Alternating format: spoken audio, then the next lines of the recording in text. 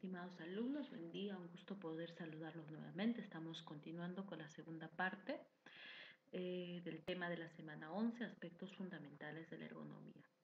Como mencionamos en el video anterior, la ergonomía está compuesta por tres elementos básicos, ¿no? El trabajador, el diseño del trabajo y la actividad del trabajo. Entonces, estos tres elementos tienen que tener un equilibrio, ¿no? Al tener un equilibrio vamos a tener, puestos de trabajo ergonómicos, ¿no? Aceptables. Van a hacer que las condiciones de trabajo sean adecuadas, que el puesto de trabajo sea adecuado, que las características de las tareas sean buenas, así como las características físicas, ¿no? Debe haber un equilibrio entre el hombre, el trabajo y el entorno laboral. ¿Para qué? Para que podamos tener trabajadores con un buen desempeño, con una buena productividad, con calidad laboral en nuestros trabajadores.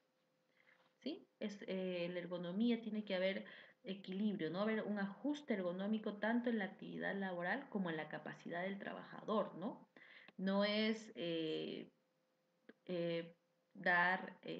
sobrecargar al trabajador, ¿no? Dar responsabilidades y funciones de acuerdo a las capacidades, ¿no? Que la actividad sea de acuerdo a las capacidades y características del trabajador. Porque si hay un desequilibrio, hay un desajuste entre la actividad laboral y la capacidad del trabajador, vamos a tener presente el riesgo disergonómico, ¿no? Eh, Tenemos diversos ejemplos de riesgos disergonómicos. Ahora, pero antes vamos a mencionar cuáles son estos factores de riesgo disergonómico, ¿no? Son cuando las condiciones son inadecuadas de trabajo, proceso u operación exigentes que inciden en el trabajador y aumentan la probabilidad de que un trabajador expuesto a ellos desarrolle una lesión en su trabajo, ¿no? ¿Cuándo se generan entonces estos factores de riesgo de trabajo? Cuando estas condiciones son inadecuadas porque hay este desequilibrio entre estos tres elementos y van a generar una lesión en el trabajador, ¿no? Por ejemplo, el tema de la manipulación de cargas puede generar una lesión en la columna, el tema de las posturas de trabajo pueden generar lesiones en cuellos, movimientos repetitivos, o actividades que son de alta precisión, donde la cual se maneja, usamos mucho nuestras manos, vamos a tener lesiones en, en, en las muñecas, en las extremidades de las manos, ¿no? Entonces, hay que tener en cuenta esto, ¿no? Cuando tenemos requisitos, ¿cuándo va a haber cuándo se produce este riesgo disergonómico? Cuando el requisito del trabajo sobrepasa a la capacidad del trabajador, ¿no? Tenemos ahí un ejemplo, el levantamiento de cargas, ¿no? ¿Cuánto es el levantamiento de cargas, el peso que puede levantar un trabajador? De acuerdo a la resolución ministerial 235-2008, menciona que un trabajador capacitado puede levantar hasta 25 kilos, ¿no? Entrenado un trabajador hombre. Pero ¿qué pasa? Muchas veces en las organizaciones se levantan cargas superiores a esta, ¿no? De 30 a 35. Entonces el trabajador va a sobrepasar la capacidad del trabajador. Entonces, ¿qué va a generar en el trabajador? Va a generar lesiones, va a generar accidentes, ¿no? ¿Cuáles son estos factores de riesgo disergonómico? Básicamente están asociados al desequilibrio entre estos tres elementos que hemos mencionado anteriormente, ¿no? Cuando hay un diseño inadecuado de puestos de trabajo. Como mencionamos, todos los trabajadores son personas y cada las personas somos diferentes de acuerdo a nuestras características fisiológicas, antropométricas, a nuestras capacidades, ¿no? Por ejemplo, espacios de trabajo reducidos limita los movimientos de los trabajadores, lo cual puede generar accidentes, puede generar lesiones musculoesqueléticas. ¿Por qué? Porque es un diseño inadecuado del puesto de trabajo, ¿no? Espacios insuficientes para las piernas, ¿no? A veces tenemos escritorios que no permiten que limitan el movimiento de las piernas. Va a generar también lesiones en las extremidades inferiores, ¿no? Elementos de trabajo que están demasiado alejados, que no están en un plano adecuado para que el trabajador pueda movilizarse, pueda realizar sus actividades sin generar esta tensión, ¿no? En las extremidades.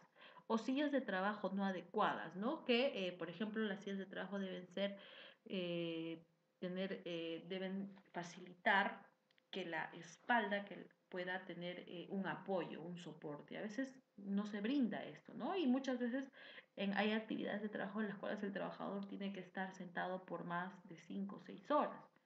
Entonces tienen que diseñarse los espacios de trabajo porque nosotros sabemos qué actividades van a desarrollar nuestros trabajadores, se deben brindar estos espacios, deben ser diseñados antes de que el trabajador inicie sus actividades de una manera adecuada, ¿no? Porque si no vamos a tener estos riesgos disergonómicos presentes.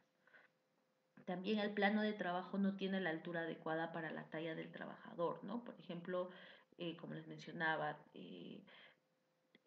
no todos los trabajadores tenemos las mismas características y por lo tanto no todos vamos a poder, usualmente se pone niveles, por ejemplo, de escritorios, alturas de escritorios o alturas de herramientas a las cuales no todos los trabajadores van a poder acceder. Entonces, tiene que diseñarse por ello los espacios de trabajo de acuerdo a las características del trabajador, ¿no? O también otro factor de riesgo, como número 3, tenemos que los elementos de trabajo no están ubicados adecuadamente en relación al trabajador, ¿no? Por ejemplo, en el tema de trabajo en oficina, cuando se realiza el trabajo con el monitor o los computadores, ¿qué pasa? O están muchas veces cuando se hacen las evaluaciones de ergonomía, estos están a un nivel superior a los ojos, lo cual hace que el trabajador tiene que estar en este levantamiento de cuello constantemente, o están por debajo de la visión, que el trabajador también tiene que agachar la cabeza, ¿no? Esto también va a generar lesiones, porque recordemos que la ergonomía se tienen que adoptar posturas adecuadas, que no sobrecarguen al trabajador, ¿no? Que no genere este tipo de lesiones. También los elementos de trabajo no están relacionados a la estatura del trabajador, ¿no? Están a la cual el trabajador necesita, por ejemplo, extenderse para poder alcanzar herramientas o poder manipular equipos. Trabajos con los codos hacia afuera también es un riesgo disergonómico, ¿no? Que va a poder generar tipo de lesiones. O trabajos con las manos por encima de los hombros, que va a generar que el trabajador ejerza mayor fuerza, lo cual también va a generar lesiones en el trabajador. O posturas de pie, como espalda en flexión o extensión a más de 30 grados, va a generar lesiones. Posturas sentados, ¿no? Por ejemplo, ahí hay un claro ejemplo. Por ejemplo, tenemos el escritorio, tenemos la silla con el respaldar y los 5 puntos de apoyo, pero si se dan cuenta, el plano, la postura que está adecuando el trabajador no es la adecuada, ¿no? En vez de realizar esta rotación, con la columna que se está lesionando, podría ubicarse, hacer una correcta distribución de su espacio de trabajo para que pueda adoptar posturas adecuadas, ¿no? O también otro riesgo disergonómico es mantener partes del cuerpo en posturas fijas o forzadas durante el trabajo, ¿no? Que es durante muchos periodos de tiempo, lo cual también va a generar lesiones. Posturas de rodillas o cuclillas, que va a generar lesiones en esta parte de nuestro cuerpo, ¿no? Dentro de los factores de riesgos disergonómicos vamos a tener mucho lo que son los riesgos posturales, ¿no? Que son posturas no correctas de trabajo, ¿no? Son posturas forzadas, posturas inadecuadas, posturas estáticas, que al principio puede hacer que genere una incomodidad al trabajador, pero estas al ser tal vez constantes, al realizarse por tiempos prolongados, van a generar luego lesiones musculoesqueléticas en los trabajadores, ¿no?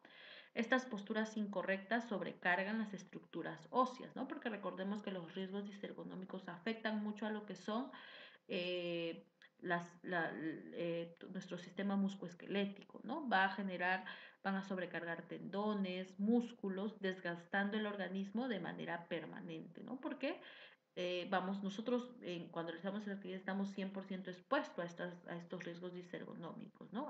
Y de esta manera afectando al aparato locomotor.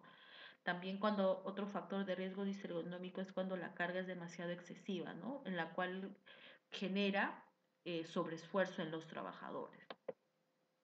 También cuando se realiza levantamiento manual frecuente, ¿no?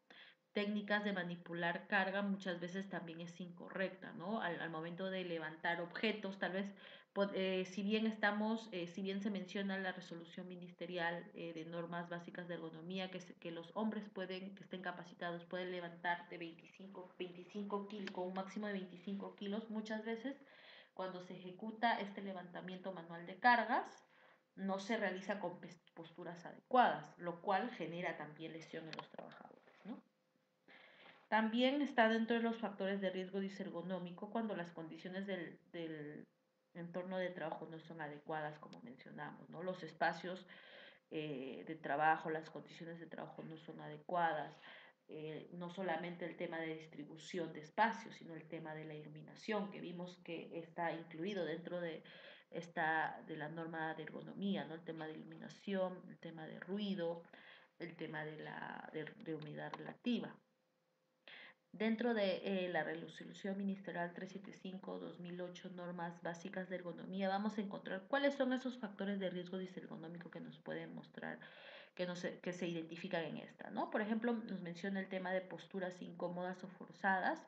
Cuando las manos, se va a considerar este riesgo cuando las manos están por encima de la cabeza, ¿no? Cuando realizamos actividades con manos por encima de la cabeza, ya se estaría identificando posturas incómodas o forzadas, o codos por encima del hombro, o espalda inclinada hacia adelante por más de 30 grados, como lo vimos anteriormente, ¿no? O cuellos doblados, ¿no? Girando a más de 30 grados, ¿no? Cuando, por ejemplo, tenemos monitores o herramientas en la cual tenemos que extender el cuello de manera constante, ¿no? Recordemos que principalmente los riesgos, cuando hicimos evaluación de riesgos, estos van a incrementarse su nivel también dependiendo del tiempo de exposición, ¿no? A mayor tiempo de exposición, mayor es el nivel de riesgo. También tenemos dentro de los factores de riesgo disergonómico el levantamiento de cargas frecuentes, ¿no? 40 kilogramos de una vez al día, 25 kilogramos más de 2 veces por hora o 5 kilogramos 2 veces por minuto, ¿no? Esfuerzos de manos y muñecas, si se manipula y sujeta en pinza un objeto de más de 1 kilo, se podría considerar un factor de riesgo disergonómico. En movimientos repetitivos, cuando el trabajador repite el mismo movimiento muscular más de 4 veces en un minuto, o durante más de 2 horas por día, o en los siguientes grupos musculares, ¿no? El tema de cuello, hombros, codos, muñecas o manos. Entonces, tenemos que tener estas consideraciones, ¿no? Para poder también identificar cuáles serían los riesgos disergonómicos que tendríamos en nuestras organizaciones, ¿no? Acá tenemos el detalle de cuándo se va a considerar, de acuerdo a la resolución ministerial 375-2008, para nosotros también poder identificarlo en el IPRI y establecer medidas de control, ¿no? Ahora, ¿cuáles las consecuencias, ¿no? Cuando estudiamos ergonomía, que también está relacionada a la salud, estos tienen efectos sobre esta, ¿no? Los factores de riesgo disergonómico van a generar en una primera instancia una incomodidad o una fatiga en el trabajo, pero luego con el tiempo de exposición se van a transformar se van a convertir en trastornos musculoesqueléticos, que son lesiones, incluso accidentes de trabajo, ¿no? Entonces, tenemos aquí como ejemplo, ¿no? En el tema de afecciones o consecuencias sobre la salud respecto a riesgos disergonómicos, ¿no? En la región cervical, por ejemplo, el tema de extensión de cuello, ¿no? Tenemos posible lesión, una lesión cervical, tortícolis, síntomas, dolor, molestias en el cuello, rigidez cervical, incapacidad para girar o mover la cabeza, ¿no? En extremidades superiores, cuando mencionábamos el tema de extensión del codo fuera de los hombros o extensión de los hombros, ¿no? Posibles lesiones, tendinitis de bíceps, con síntomas de dolor al mover el hombro y el brazo, sobre todo hacia adelante y hacia arriba, inflamación del bíceps. Respecto al codo, posibles lesiones, epiconditis o codo del tenista, dolor localizado en el hueso del lado interno del codo, como el epicóndilo, perdón, rigidez o dificultad de mover el codo. Entonces, esta es lo que buscamos en la seguridad y salud en el trabajo, es prevenir estas lesiones, ¿no? Al principio van a presentarse como síntomas, pero luego se van a generar lesiones y recordemos que cuando hay lesiones van a generar descanso médico, porque tenemos que darle descanso al médico al trabajador para que pueda rehabilitarse y esto va a generar pérdida de horas hombre, ¿no? La productividad va a disminuir o va a generar sobrecarga en otros trabajadores. En el caso de extremidades superiores, zonas afectadas como el antebrazo, posibles lesiones, tenemos tenosinovitis de Kervin con síntomas como dolor en la parte externa de la muñeca. Cuando tenemos la zona afectada de la muñeca, el síndrome del túnel carpiano, que es muy común, inflamación del nervio mediano del túnel carpiano, hueco de la mano, adormecimientos, hormigueos, pérdida de precisión y sensibilidad en los dedos. También podemos tener la zona afectada que son los dedos con lesiones como tendinitis, ¿no? Dolor e inflamación de los tendones de los dedos. También, considerando que las lesiones musculoesqueléticas, también tenemos las columnas, ¿no? Que es la columna dorsal, tenemos como posibles lesiones la dorsalgia, la lumbalgia, los trastornos de circulación por el tema de las posturas que adoptamos, ¿no? Muchas veces estamos sentados por tiempos prolongados, en algunos también cuando realizamos el cruce de piernas. Entonces, al no realizar pausas activas y estar en constante presión, se genera presión en las piernas, podemos tener esos trastornos de circulación, ¿no? Con síntomas como sensación de pesadez, dolor en las piernas debido a la presión del asiento en los muslos y a la poca movilidad de las piernas, ¿no? Eh, como sabemos, los riesgos disergonómicos lesionan principalmente a lo que es también los huesos, ¿no? En este caso, las vértebras. Como vemos, nuestra columna vertebral está compuesta por vértebras y entre cada vértebra encontramos un anillo y dentro de este anillo el núcleo, ¿no? Entonces, ¿cuáles son los movimientos tolerados cuando nosotros estamos adoptando posturas, ¿no? Las flexiones deberían hacerse de manera expansiva, ¿no? Pudiendo hacer ese tipo de movimientos, más no en manera de torsión, porque de esa manera estaríamos lesionando nuestra columna. Esos son los problemas, algunos de los problemas osteomusculares relacionados a los factores de riesgos disergonómicos, ¿no? Síndrome del cuello tenso, como hemos mencionado, ¿no? Tanto en las partes músculos superiores, músculos inferiores, extremidades, columna vertebral, piernas, incluso los dedos. Muchas veces adoptamos también posiciones incorrectas, ¿no? Acá tenemos un claro ejemplo de cuál sería la posición correcta que podríamos adoptar en el caso de trabajo oficinas o trabajo por tiempos sentado por tiempos prolongados, ¿no? La pantalla siempre debe estar frente a los ojos en una posición neutra, mantener el cuerpo en un ángulo de 90 grados con la espalda recta, hombros relajados, que evita la contracción de los trapecios y la mala estructura escapular, ¿no? Mantener la espalda pegada al respaldo del asiento para que pueda ser el asiento un soporte. Ajustar también la distancia entre la mesa y la silla, ¿no? Es por ello que se usan estas sillas ergonómicas que nos facilitan la nivelación de la altura, ¿no? Porque como hemos visto, no todas las personas, los trabajadores tenemos las mismas características antropométricas. Entonces son algunas características para tener una posición correcta. ¿Cómo debería ser la silla en oficina? Debería ser igual, una silla o en otras actividades de trabajo, debe ser una silla que permita libertad de movimiento, ¿no? Que facilite el movimiento del trabajador. También que la altura del asiento de la silla pueda ser regulable, ¿no? Facilite regular el nivel de la altura, ideal que permite que la persona se siente con los pies planos sobre el suelo, ¿no? De tal manera de que cuando una persona se siente se regule, pero los pies deben estar sobre el suelo y los muslos en posición horizontal con respecto al cuerpo o formando un ángulo de 90 y 110 grados, ¿no? En caso de trabajos administrativos, la silla debe tener al menos, sí, 5 ruedas para proporcionar estabilidad adecuada. También deberán tener tapiz redondeado para evitar compresión mecánica del muslo. El material de revestimiento de asiento de silla recomendable es tejido transpirable y flexible y que tenga un acolchonamiento de 20 milímetros de espesor como mínimo, ¿no? El respaldo de la silla debe ser regulable en altura y ángulo de inclinación. debe ser anatómica. También estas sillas deberían tener reposabrazos, son recomendables para dar apoyo y descanso a los hombros y a los brazos, aunque su función principal es facilitar cambios de postura y acciones de sentarse y levantarse de la silla, ¿no? Entonces, estas son algunas características que nos mencionan que debería tener una silla ergonómica. De igual manera, también adoptar posturas adecuadas y promover lo que son las pausas activas, ¿no? Que van a hacer que el trabajador pueda generar una relajación, estiramiento de los músculos y prevenir las lesiones. Bueno, hemos finalizado esta segunda parte. Nos estaremos reuniendo en nuestras sesiones del día lunes y el día miércoles. Muchas gracias.